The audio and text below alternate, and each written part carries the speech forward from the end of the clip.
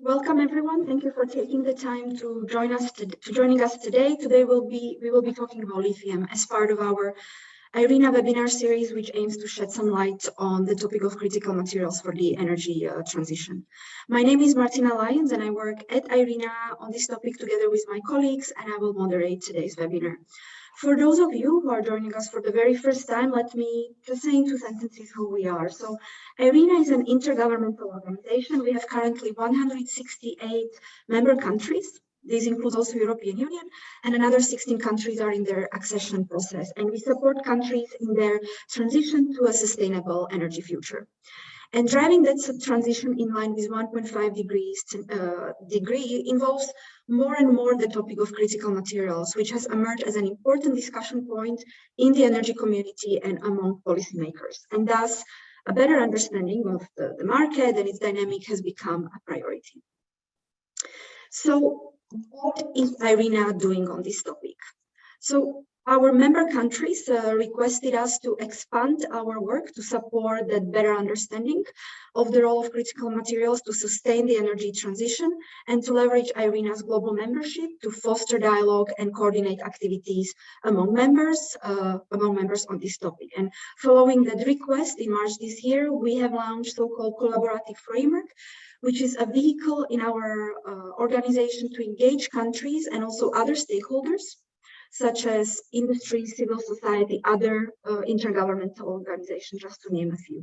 And so due to different interests of our members under this topic, and also to maintain the focus, the work under collaborative framework is structured under 3 working groups. One is an observatory, where we focus on collecting data and to help understand the scarcity and potential supply shortages that may affect the energy transition in the coming decade. Then we have the risking supply one, where we are developing strategies for that, or trying to, and then we have this ECG and mining topic, where we also try to develop strategies to raise the acceptance of for new mining projects.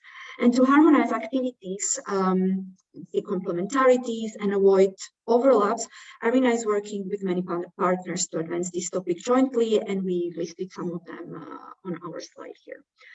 But we already have been working on the topic for the past year, and we were developing our own analytical work to understand the extent to which access to critical materials may affect the energy transition. We did a scoping paper with NL Foundation on the topic, and then we delved deeper, first into all minerals, and then we focused on a few key renewable energy technologies and minerals which are being used there. And then we started looking on whether it was the lithium, then rare earth, nickel, and we also have 2 upcoming reports coming up in the next 2-3 months.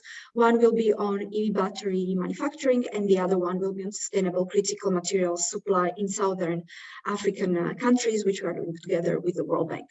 And then we have also our webinar series. But let's go back to the topic of today, which is lithium. We see a lot of traction lately on this topic. The space around this topic is evolving very fast, maybe too fast, and there is also a lot of uncertainty. We see faster than projected demand for EVs, and also with all batteries, existing battery chemistries relying on lithium, maybe not too much, but still a lot. We see a lot of new projects and new actors along the supply chain popping up almost weekly, and we also see it's quite an increase in its price. So today we will try to shed some light on this topic and answer some of the questions, whether we do have a lithium supply problem, whether it's near term, long term, is the issue the same or it is different in different regions, and how is the immense pressure from governments and consumers on sustainability aspects affecting the supply, and what about recycling. As this topic is fairly new, we would like to run a short poll just to map how familiar you are with the topic and what angle of the topic may interest you. So if I may ask my colleagues to put the first polling question.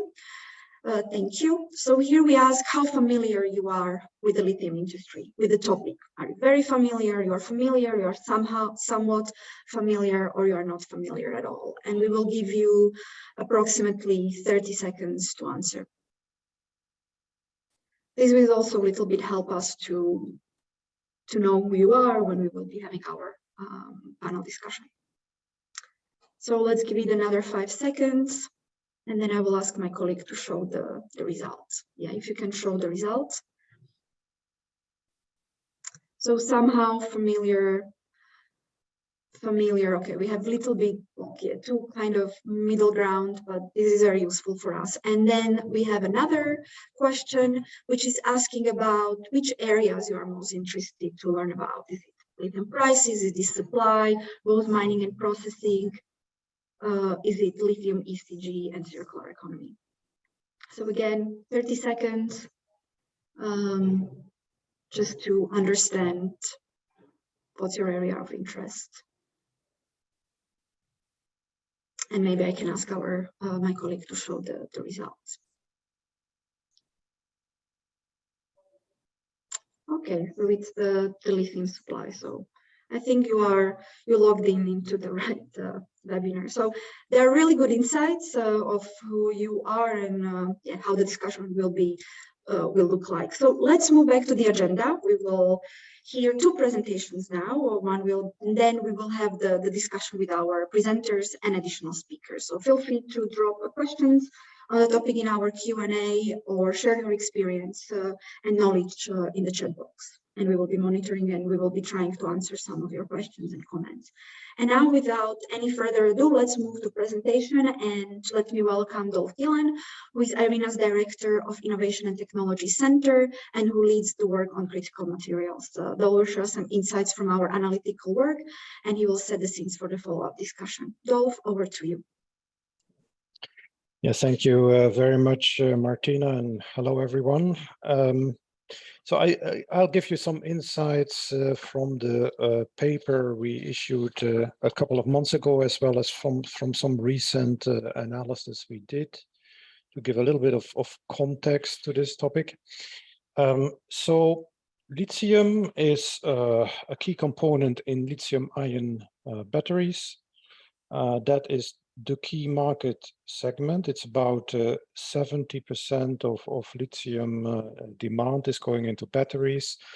Half of that is EV, half of that is into other applications, notably mobile phones, etc. The market segment that is really growing is the one for batteries for EVs.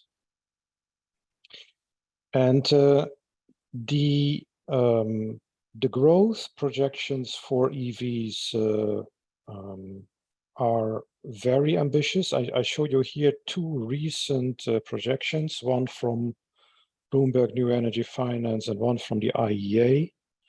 So both have a central estimate where EV grow from what is probably 10 million cars sold this year to about 40 million cars sold by 2030. So that's a fourfold increase.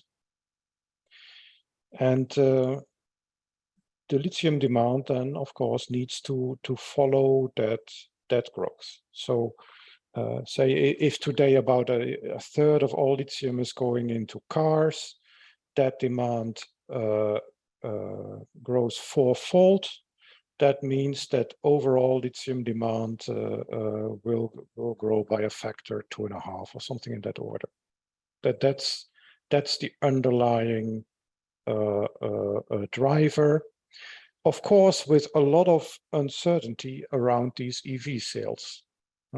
These are central estimates, but it can be less, but it can also be more than what is projected here. Next one, please. And another key factor is then now what type of batteries is exactly deployed. So today there are two key types of batteries, both lithium-ion batteries that are being deployed. One is what is called the NMC battery. NMC refers to the composition of the cathode. The other key battery at the moment is this lithium iron phosphate, LFP. But there is a whole range of other batteries that are currently being deployed, and for some of them there have been announcements that they would come into the market, and not all of them deploy lithium. So that there's also other types of elements you can deploy with the same effect. For example, there's a lot of talk about also sodium batteries.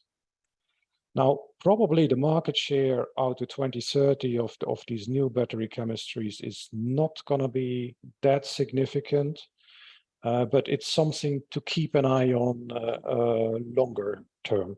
So, and the lithium content of the NMC and the LFP is similar. So from that side, not that much uncertainty. Next one, please. Now, on the supply side of lithium, so that there are two main sources. You can mine a rock mineral, it's called spodumene, or you can recover lithium from brine. So especially the brine in Chile, Argentina, Bolivia is well known. Similar deposits also, for example, in China. There's some developments of deep geothermal brines and lithium recovery, for example, in Germany. And depending on the type of feedstock mineral, you get somewhat different products. So if you process brine, you get a carbonate. A key factor there is you need to achieve battery purity. So pollutants such as iron have to be removed for that. And depending on the battery type, you need a different type of lithium chemical component. So for the NMC type batteries, you need the hydroxide.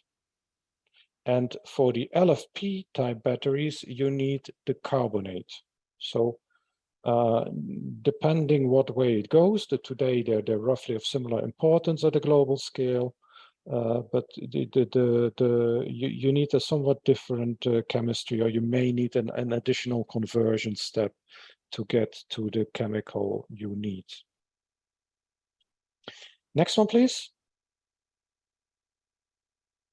Yeah, maybe one more word on the quality. So quality is a key factor that is very hard to capture, and that may cause some delays in getting supply chains going. So there needs to be an agreement between the chemical producer and the battery manufacturer that the quality of the material that is being delivered is indeed battery grade material. And to build that confidence takes some time, and that is a bit hard to capture. So that is one key uncertainty. Now, what you see in this graph is the price trend for the carbonate and the hydroxide. You see very similar prices. So there was a peak in late 2017, then a long period of prolonged price slumps, and then suddenly, last 1.5 years, massive price increase, for nearly a 5-fold price increase. And then the prices have stabilized roughly since April. So, and the prices again depend a little bit which price you quote in which market, but they're somewhere between $50 and $76 per kilo. So, and of course, prices are an indicator of scarcity. So these high prices have led to a lot of concerns with battery manufacturers and EV car manufacturers. So the lithium has become an important cost component in the batteries. And the question is a little bit, what will now happen going forward with these prices? Because lithium is the one component with today's battery technology that you cannot substitute. So it's really critical for the transition of the transportation sector. Next one, please.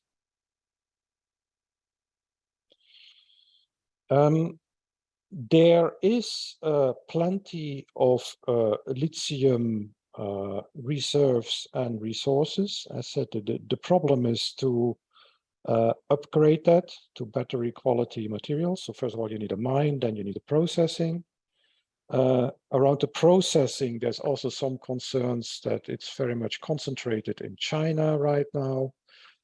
So there are efforts also to diversify that supply. There are processing plants being built elsewhere. What confuses the numbers a little bit is some of the statistics are in lithium equivalent, some of the statistics are in lithium carbonate equivalent. So to convert that, a ton of lithium is roughly equivalent of 5 tons of lithium carbonate equivalent. So the numbers shown here are in lithium units. Next one, please. And so here again, in lithium units, the production by country. So you see that the mining, Australia is really the largest, followed by these brine countries, so Chile, Argentina, also some in China. And you see that many other countries are now trying to develop mining and also processing capacity. So production in 2021, roughly 0.1 million tons of lithium. So look at the unit here. Huh? I mean, this is, if you compare it with other commodities, copper production is around 20 million tons. If you compare it with steel production, that's around 2,000 million tons. So it's really kind of a specialty chemical we're talking about here. And so even a limited number of new mines can already make a big difference on the supply. Next one, please. And so the big question is, how fast will demand grow? Because that the demand will grow is a given, but the question is how fast? And then the question, how quickly can supply expand? And so there, the opinions vary widely. I'll show you here some numbers from Standard & Poor's taken. So their central estimate is that demand will grow from 500 kilotons of lithium carbon equivalent to around 2 million tons of lithium carbon equivalents, fourfold increase between 21 and 2030. But some other estimates, and I'll show you these in a minute, are even higher. And then on the supply side, there's also quite a number of mining projects under development. Again, Standard & Poor's here. If you add up all these estimates for demand growth, takes you slightly above 2 million tons per year by 2030. So if you see this demand projection and this supply projection, then we're good this decade. But then if we move to the next slide, so here's another projection. This is taken from McKinsey, and the McKinsey projection is more than 3 million tons of LCE, lithium carbonate equivalent demand in 2030, and maybe even nearly 4 million tons. And then, of course, there's a bit of a gap between what's happening on the supply side and what is needed on the demand side. So and then if you look at the time needed to explore, to do a feasibility study, start a mine operating, and then also get the processing going, then we have a problem. So this is a bit the context in which we are discussing today. So that there will be growth is for sure. that there will be also significant supply growth is also a given, but is it enough to meet all the potential demand growth that may happen? I think that concludes my slides. If we move to the next one, so that is then a summary of what I just said. So this is the uncertainty and the future development in the coming 8 years that is really critical for this transition in the transport sector, and there are some uncertainties where better understanding is needed. So that's where we're focusing today. Thank you very much.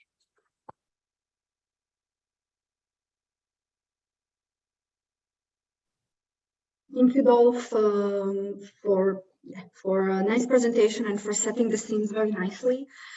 We are now supposed to get Aditi Rai, the metal strategist for Goldman Sachs, but I'm not sure if her microphone is working now. So if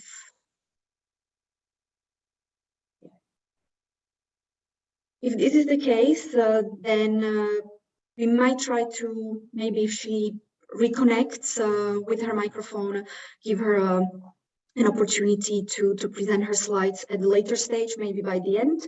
But then in that case, let's move to the other part of our agenda, which is our panel discussion. Here we are. We have you here, Aditi. That's great. Can you hear us? Yes, Martina, can you hear me? Yes, we can hear you and see you very well. That's great. Yes, thank you. Thank you. Sorry for the technical delays. My name is Aditi and I work here as a metal strategist within commodities research at Goldman Sachs. Thanks a lot to Arena for setting this discussion up. And now if we can go on to the next slide, please. I would start with talking about the demand. As already mentioned, even though we see a very clear picture in terms of demand, the projections over the decade, how fast it can grow, and the path it would take is the question. Our estimates show that the demand continues to grow very strongly, supported by the electric vehicles installations, and over the year also through ESS installation. And this year is an example of how resilient demand has been. Even through the Chinese lockdown, we have seen our apparent demand indicator showing strong Chinese lithium carbonate and hydroxide demand. And similarly, for projections over 2025, we expect demand to almost double from 22 levels and reach close to 1200 KT LCE. Now, if you can go to the next slide, please. And at the same time, the demand, which is a function of spot demand coming from the EV sales and ESS installations, but at the same time, we are also seeing healthy expansion of LFP capacity in China. This is a direct result of resurgence of LFP chemistry in China. And if you see on the left-hand side, you would see that even though we have seen lithium carbonate capacity expansions in the year so far, at the same time we have also seen LFP capacity expansions. And on the right-hand side, you can see that the battery output remains very strong as well. That is, as companies and as battery manufacturers continue to serve auto manufacturers and they also prepare themselves for the demand in coming years. This capacity expansion is creating a very strong demand for lithium. And that, if you can go to the next slide, explains why we have also seen a sort of price sustaining at high levels. That being said, in terms of our expectations for China and ex-China lithium supply, we have seen very strong supply growth in China. Supply is up 32% year-on-year terms year to date, up to July in China. And it's a very diversified supply response coming from 3 raw material sources, that would be spodumene, lepidolite, and brine. And similarly, looking at the Chinese imports of concentrates, you can see through the year we have seen very strong imports. And given the demand has remained strong, similar to last year, improving imports do suggest that we have now reached to a point where supply chains are normalizing, and ex-China supply for lithium is also improving. If we can go to the next slide. And this is what is our forecast. Suppose the forecast for the next few years. Next few years, we do believe that even though demand remains very strong, diversified, strong supply response is developing. And this supply response is global. It's not just China or ex-China. In fact, it's a combination of both. Initial few years, it's a very strong spodumene response from Australia and brine response from Lithium. As previously shown in the slides, that the 2 countries from Lithium contributing to the supply growth are Chile and Argentina. And on the spodumene side, it's coming from Australia. Over the decade, we also see other players emerge that would be from Africa. And similarly, on the China side, we see starting from 2024, strong lepidolite supply response. And that is what we think would eventually help soften the market. And we see a balanced market this year, and over the next few years, we expect it to develop into a surplus. If we go to the next slide, I can elaborate on where do we see the supply response actually coming from. So the next few years, as I mentioned, the spodumene supply from Australia, which is a result of projects under development for the last few years, finally coming into supply.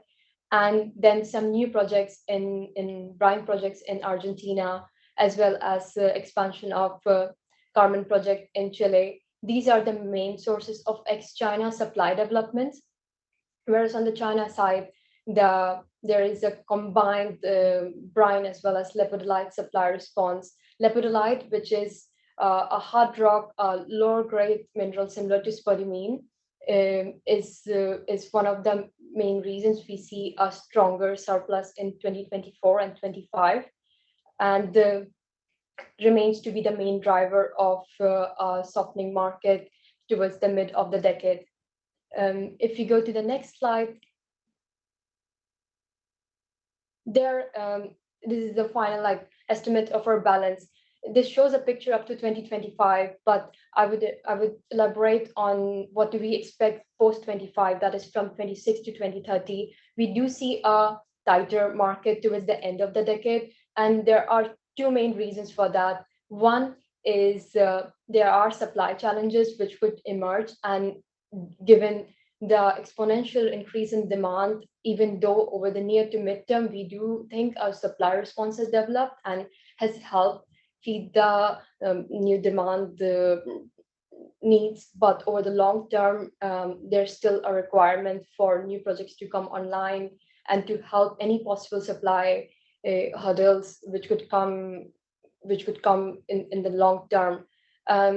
Another thing to point out for the next few years is that we have not included high disruptions from any delay into EV sales due to recession fears in Europe and US. So that remains one of the risks in the near term. But that being said, that would only potentially delay the dynamics which we see in the market. That is, in 2023, it can happen that if we see a very strong EV response, it can soften the balance a little. Or on the other hand, if we see EV delay in transition, that would change the balance to the other side, that was again soften it materially. So, but in the near term, to conclude, we do see a very healthy supply response, similar to in the near to the medium term. But over the long term, we expect towards the end of the decade a market to tighten again.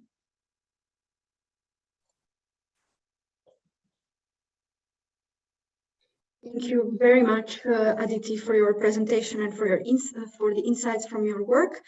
And now, coming back to the agenda, we are halfway through.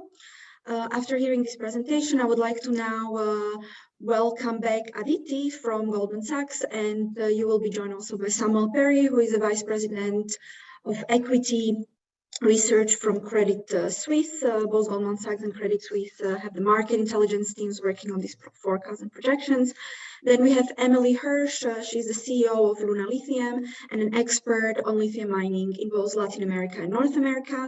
And last but not least, we have Anand Sheff, who is the founding chairman of the International Lithium Association, which is a global trade association for the lithium industry and represent the entire value chain. So I would like to invite all of you.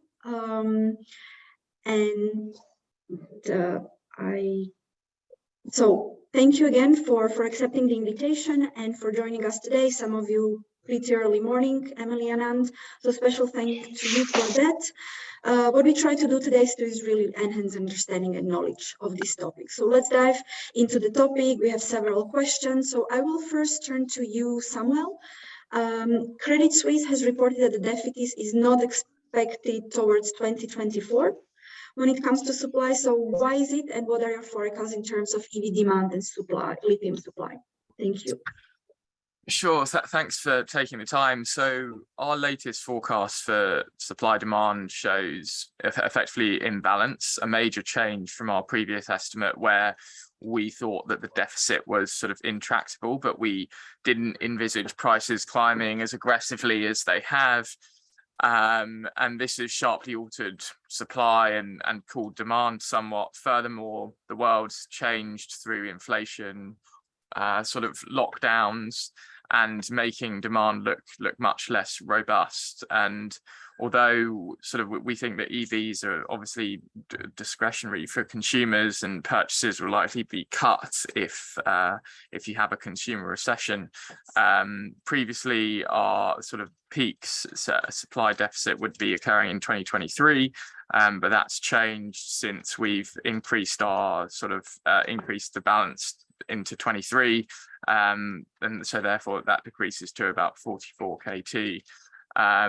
Obviously there's many varying EV penetration estimates available, but what sort of we forecast through CS's global supply chain model is a 12% increase in penetration in 22, up 28% up to 28% in 2026. That's basically led by Europe and China. So in Europe, we have penetration moving from 23% in 22 to 48% by 26, and then in China, 22% to 44%. And so basically, although you have a lot of supply coming online, that's largely going to be eaten up by demand, we think, over this period. Sorry if that's a bit of a roundabout way to answering the question. No, that was very insightful. Thank you. Let me stay with you. I hear some noise, if I may ask for muting. Let me stay with you, Samuel. So, okay, this was short term. What does Credit Suisse expect in terms of like supply towards 2030 or even beyond that? So it's hard to build out sort of supply demand for that period. We've got, as I said, so if I look at our supply demand model, we've got 31% capacity additions in 23, 24% in 24, another 37% in 25, and 27% in 26. So that's a lot of capacity still coming online, but I guess it totally depends on where prices go, and sort of these price spikes have seen sort of flurry of capacity addition announcements. And if I was to relate that to the broader chemicals and sort of I guess metals sort of ramp ups, typically we would expect that only a portion of these actually end up coming online, especially if prices drop. We also normally assume that capacity takes about 2 years to actually ramp up to its full run rates. So it depends on where having a supply demand to 2030 is all fine and well, but if prices start to come off, then you'd probably expect that much less of the capacity than you initially thought to come on would actually come on. Mm-hmm. That's very insightful. Thank you very much. Let me turn to you, Aditi, now. Your report stated in that lithium supply between now and 2025 will grow at an annual average of 33%. So where is the new supply expected to come in? And do you see any political, labor, economic factors in those regions playing in, and how they might impede the supply development? Thank you. Thanks, Martina. So for the next 3 years, we have average of 33%, that's right. As I mentioned before, we see it to be a much diversified response. Although the first few years, that is this year until the mid of 24, we think that it would be coming from the existing expansions. So that would be Australian spodumene supply, as well as the brine projects in Lithium. And then towards the middle half of the decade, we see in 24 and 25 stronger additions from the lepidolite supply as well. And that's when we also think that part of supply to become significant enough to start affecting the market dynamics. In terms of risks, I would say the political uncertainty around and recent developments in Lithium could affect the possible expansions and the investments. But given a lot of these approvals and investments have already flown in, and these projects are ramping up, so over the near to midterm, we do not see any hurdles coming from there. But it's right that prices would determine from the medium to the long term how supply develops. But in the near term, the economic and the political factors shouldn't affect the next 3 years of supply. Okay, thank you. Because I wanted to follow up actually on the second part of this decade and whether we accept more balanced market in that second half and where we are heading. But I guess it all depends on the price and all these other factors. Yes, that's right. And the price actually enters both supply and demand in ways, because you have to think about it that prices also affect how people who are in making decisions around chemistries and which type of battery to use could also be affected by this. So high and low prices, if anything, prices do fall, it would actually sow seeds of renewed demand for lithium, even outside China, possibly. And that could change the chemistry developments and affect the demand profile. And similarly, on the supply side, prices, as someone obviously talked, it could affect the projects coming online. And finally, which kind of battery being used over a very long term still remains a topic very, very contentious, because it's very quickly changing. Just in 2 years, we saw LFP batteries become very popular, even though in 2019, we thought that NMCs would be just widely accepted in China as well, but that changed very quickly. Similarly, developments around hydrogen batteries, sodium-ion batteries, and these are the things we need to look out for, and which is why it remains challenging to come up with the battery metal supply and demand over a long term, given the high volatility in the chemistry space. Thank you very much. And speaking of also a little bit about geography, let me turn now to Emily. We mentioned Latin America, or South America.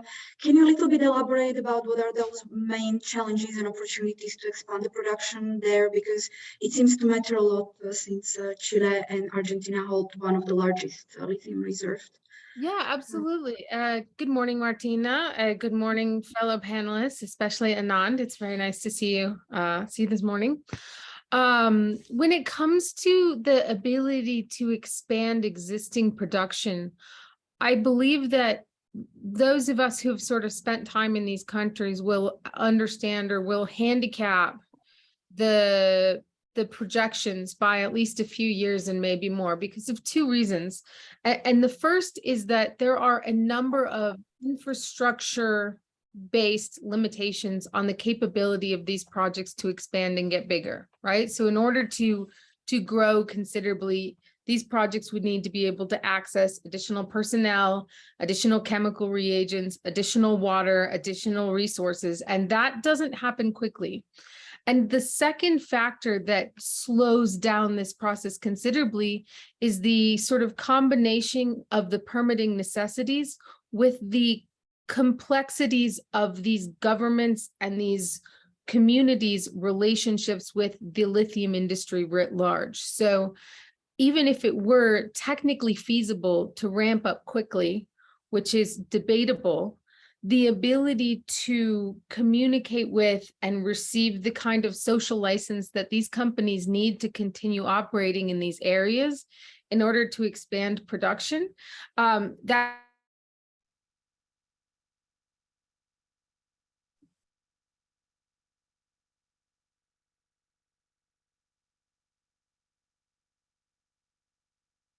did I get muted? Now I can't hear anybody. Okay, yeah, it's Okay. working. So yeah, I think that when I hear some of these projections, I think that conceptually they're on the right page, but understanding the speed with which these things are technically able to proceed, and then the human factor of getting the actors together, getting them on page and getting them to move something like this forward simply can't happen in those kinds of 2-3 year timeframes. Thank you. And can you give us perspective also on North America, on the US, maybe Canada, like how it looks like there? Yeah, absolutely. So here in the United States, which I'm at a Nevada mining conference right now. In the United States, we have one commercially active lithium project. It's located here in Nevada. It's been in production, I think, for at least 2, maybe pushing 3 decades. The process of bringing new projects online is exceptionally complicated in the United States due to the permitting requirements and due to the capabilities of sort of stringing together a number of permitting processes and legal challenges where you have a mining system that was, and a mining law that was written in the 1800s for mining metals that simply physically don't behave like lithium or don't behave like the lithium chemical market.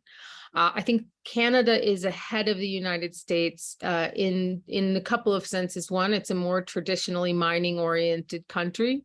The second is that they've been looking at bringing more pieces of the battery supply chain to Canada for at least a decade. So they're ahead in that stance.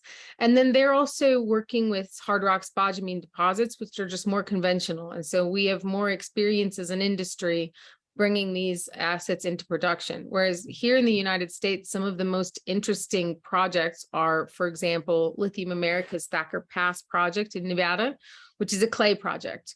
And clay projects require developing new flow sheets. And that's where I think that if you took a look at that timeline, I believe that Samuel put at the bottom from sort of scoping to construction, stretch that out like a piece of taffy, because those flow sheets are hard to develop.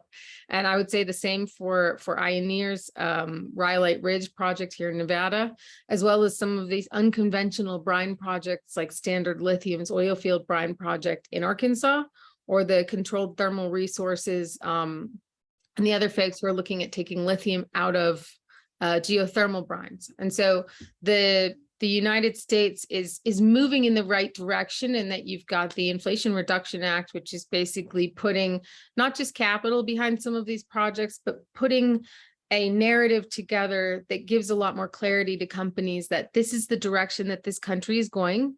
This is the direction that this industry is going. it's no longer an if we're going to have electric vehicles, but when will we have electric vehicles and where will the materials that make those electric vehicles come from, right? And that's the conversation that's going on. But that combination of sort of permitting, I would say silliness, combined with the necessity to be developing these new flow sheets for lithium resources that are just, they're not 10, 20, 30, 50 resources that look like them currently in production, as well as the sort of reindustrialization, if you will, of the United States. But with all the recycling plants that are coming together in the US, the car companies getting very involved in localizing supply chains, I think we have a really exciting decade ahead of us here in the US. Thank you very much, Emily. Let's turn the floor over to you, Anand. Can you very briefly tell us what International Lithium Association do and what companies do you represent in terms of their activities and geographies? Hi, Martina, and good morning, good afternoon, and good evening to everyone on the panel and to the audience. And hi, Emily, good to see you too.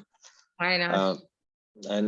No, thanks to Irina, you and Doc for the opportunity, and it's exciting to see the various forecasts and discussions on this because we call this the lithium century. Because that's why ILIA was formed last year. We are going to celebrate our first birthday by the end of this month.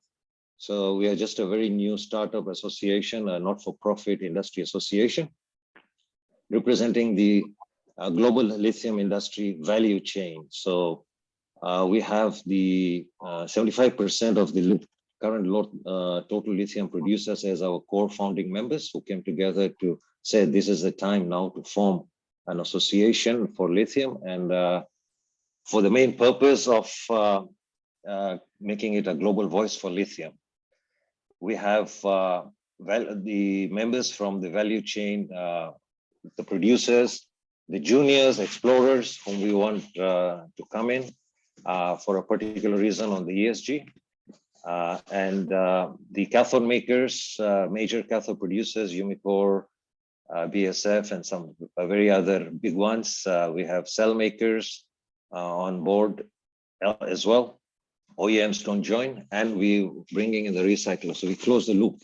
It's a global association with members from North and South America, Europe, China, Australia, and recruiting few from the Far East at this stage. And we wish to mention that the association is a not-for-profit registered in London.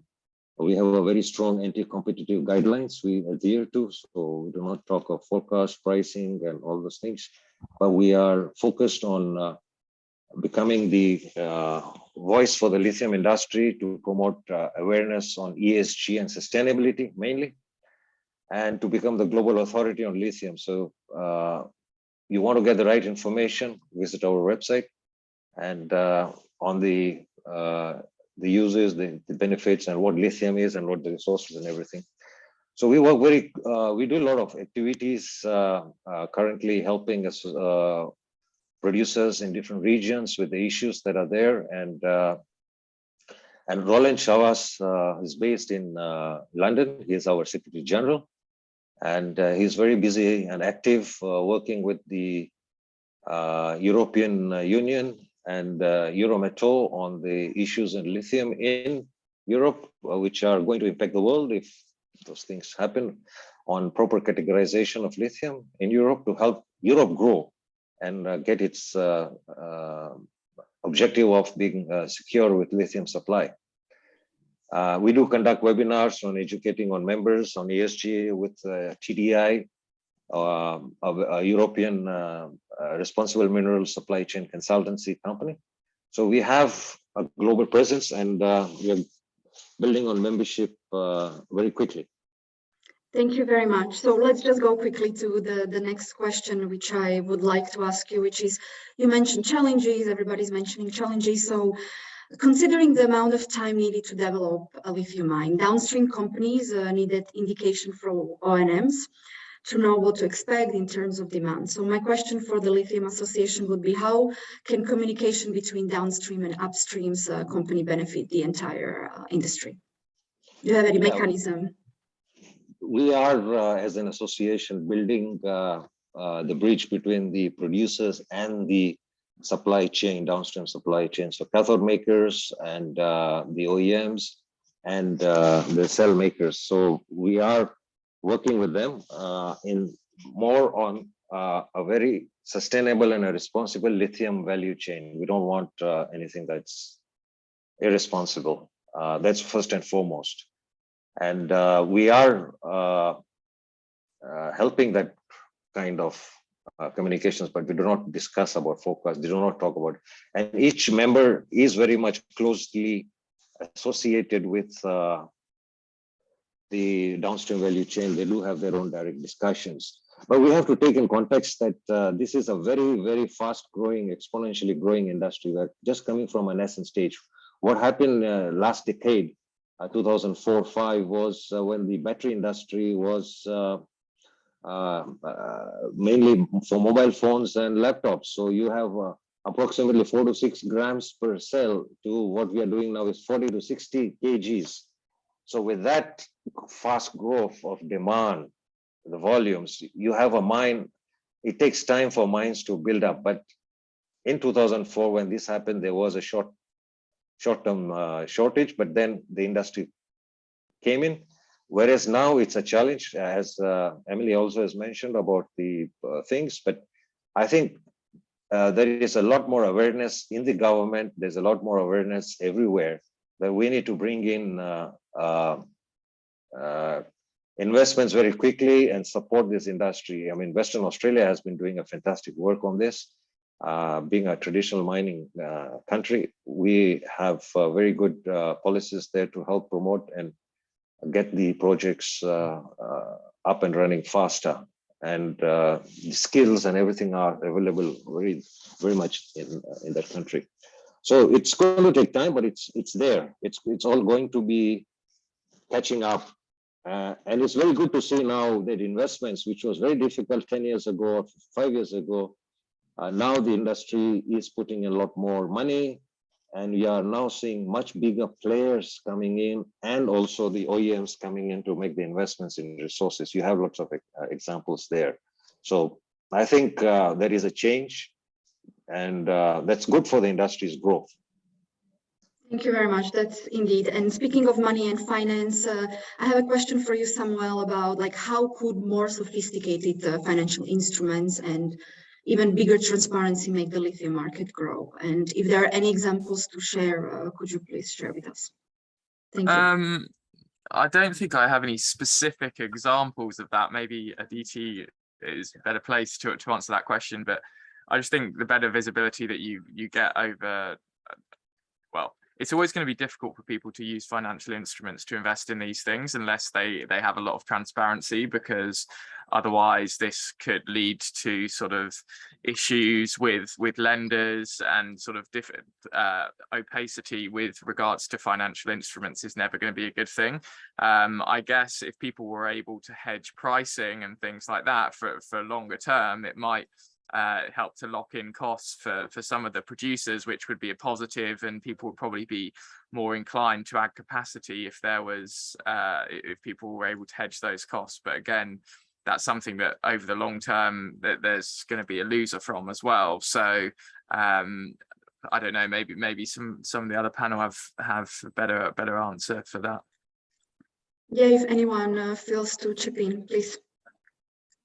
I'll chip in. I think that some of the financing mechanisms that are really helpful to the industry are some of these binding offtake agreements with automakers, right? If you've got a binding offtake agreement with an automaker, with an OEM, that de-risks the project from the standpoint of investors.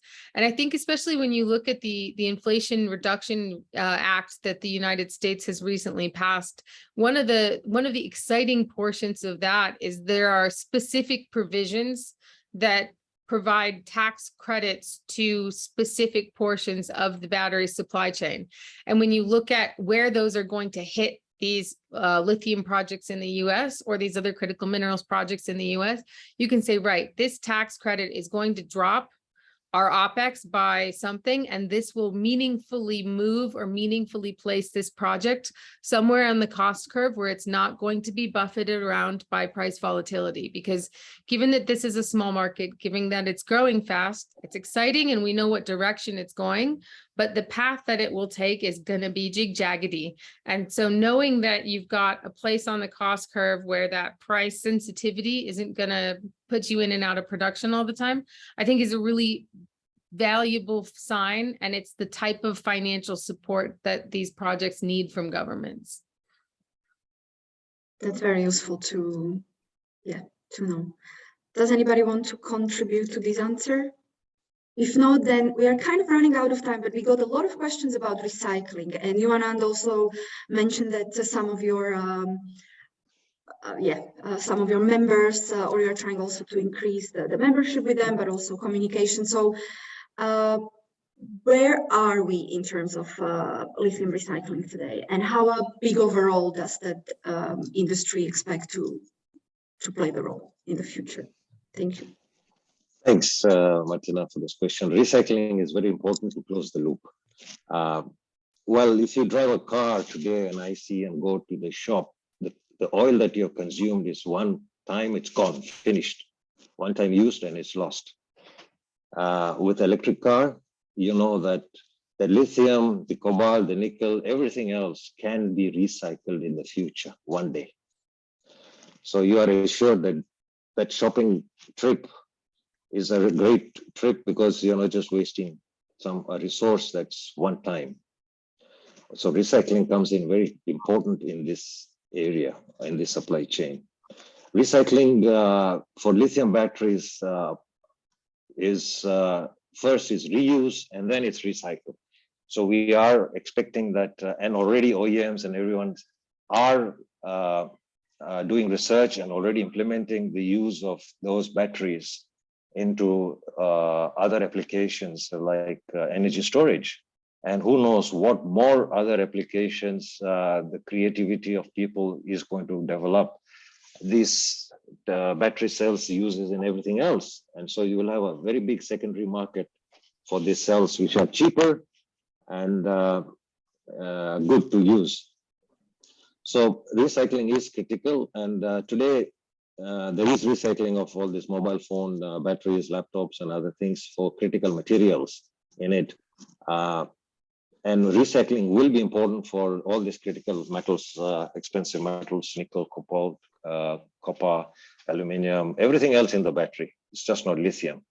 And lithium cathode materials, the lithium black mass, what they call it, will be reused. There will be technologies to develop. Today, the recycling is very important for the large battery plants that have got the wastage, the scrap, that they can get it recycled and reuse. The cathode plants do that. But the collection of these batteries is another industry that is growing. That's again, just like the lithium industry, that also industry is growing. The technologies are helping. It will be critical. The technologies in the lithium batteries are also changing, as Aditya mentioned, LFC and MC. Even Dolph mentioned about all these different, solid state batteries in the future. That's with lithium. Or what happens with those recycling technologies. So this is all a growing stage, and there are entrepreneurs, and it's great to see companies in this area coming up and developing technologies today for the future. And these are green technologies that we hope that will help in reducing the carbon emissions. And these are recyclable. Lithium and other metals are indefinitely recyclable with minor processing loss probably, but not as much. But it will be a good industry that will grow eventually. So maybe 10, 20, 30 years, who knows how long these batteries last. And then after that, they can go in for recycling. Use, reuse, and recycle. Indeed, to storage, stationary storage. Maybe, Emily, you have also take on that, like US, their national labs are doing a lot of research into different chemistries, different processes. What is your take on it? Absolutely. So the way that I see recycling, I think there's three important points. One, I think it's really nice that the United States is developing a cathode industry. They're calling it a recycling industry right now, but it's very excellent to see the US developing the manufacturing techniques and the skill sets that's required to make cathode. The second thing is that while recycling is an important and will continue to be a growing part of that supply chain, I don't think it's any way to dice it to get recycling to be contributing more than, I think, 30% to the lithium supply between now and 2040. I think you can play with those numbers a little bit, but there's simply not enough lithium that's come out of the ground to be able to go into a recycling process in order to hit the projections that we have. And then the third thing that's important to understand with the recycling industry is that because there are a number of these recycling companies, and because we certainly don't have a critical mass of used electric vehicles that are ready to go into this recycling process, I think the competition for feedstock is going to be an interesting one to watch in the medium term. And I do think that we would have a better outcome if the car manufacturers themselves were the ones who had legal responsibility for the end of life, or for making sure that these batteries go into the recycling process, because I think that would lead to manufacturing and assembly techniques on the front end that would improve or sort of push forward the economics of the disassembly and recycling on the back end. I think that those two parties need to be the same. Otherwise, the incentives won't be aligned, and we won't have the kinds of efficiency and the kinds of environmentally sustainable results that we're going for in the recycling process in the first place. That's indeed, yeah, I agree. Shortly. Samuel, Aditi, do you have anything to add to this conversation? Because with this, we will close the panel. Okay, no comments on this. So I'm afraid we a little bit overrun the discussion, but yeah, people still stayed on the call. So thank you very much for this lively discussion. I would just like to invite back Dolph Gillen from IRENA to share a few points which stood out for him from the discussion. Yes, Dolph is online, so over to you. Sure. I mean, I hope we've given the audience a bit of a view of how this market is structured, what the key uncertainties are going forward. I think we all agree that demand will grow tremendously. We can have a bit of a discussion how quickly it will grow.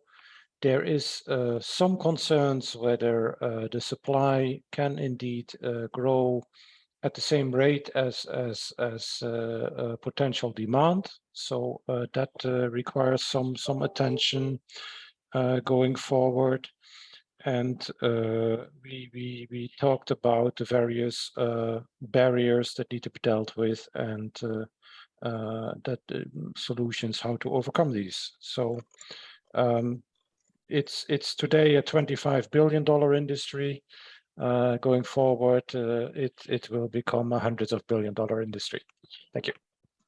Thank you very much, Dolph. This nicely wrap it all up.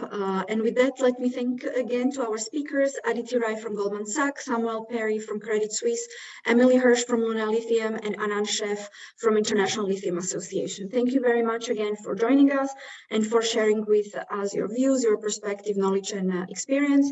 And also thank you to all of you who participated and for your interesting questions. And we hope that you enjoyed the presentation and discussion and that you learned something new.